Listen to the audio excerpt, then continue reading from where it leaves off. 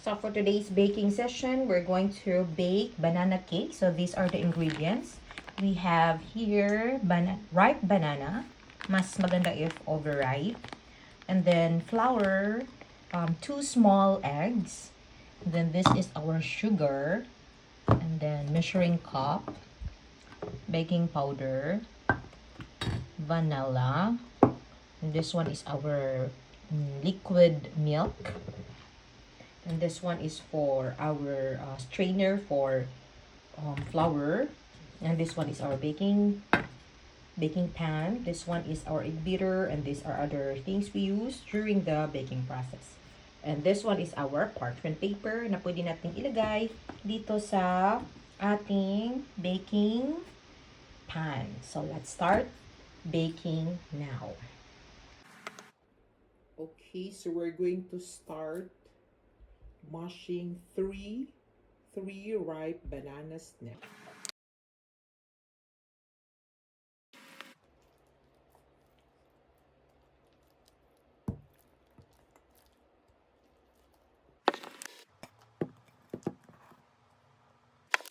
So here it is. Here's the mashed overripe banana. So we're going to add the...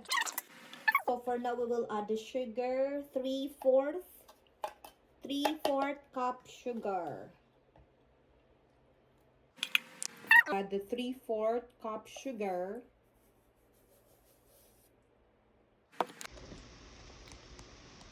And then we will add the 2 eggs. Small eggs. And let's add 1/3 cup oil or softened butter. Ito na lang ilagay ko. Okay, and mix together.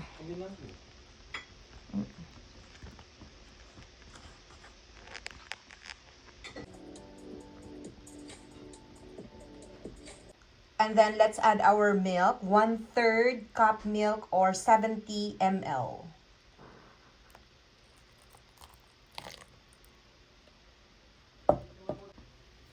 And then mix again. Mix well.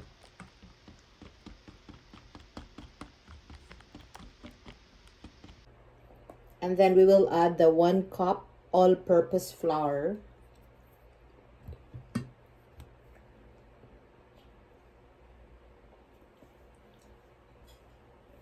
Ala!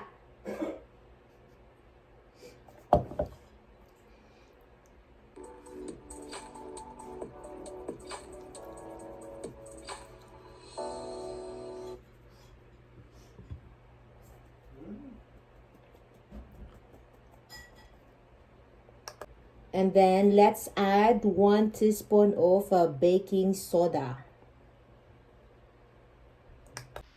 And then mix well.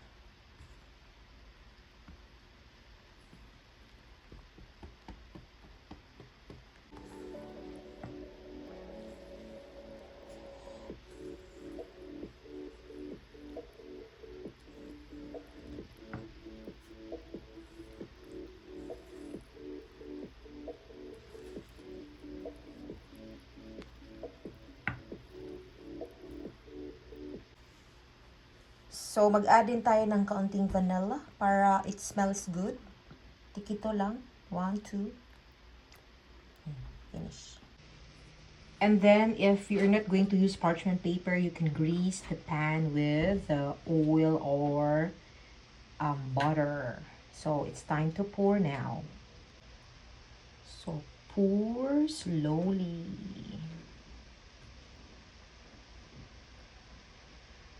Okay, so it's time to bake now. There you are. There you are. So in a preheated oven,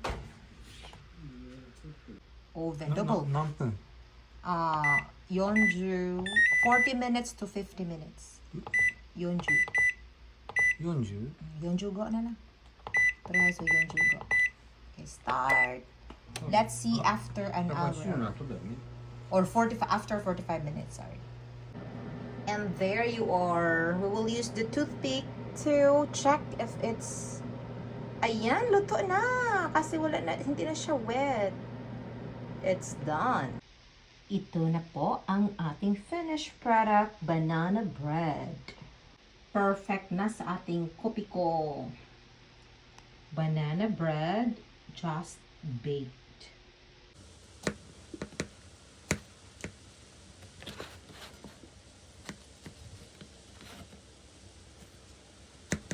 Wow, can you see?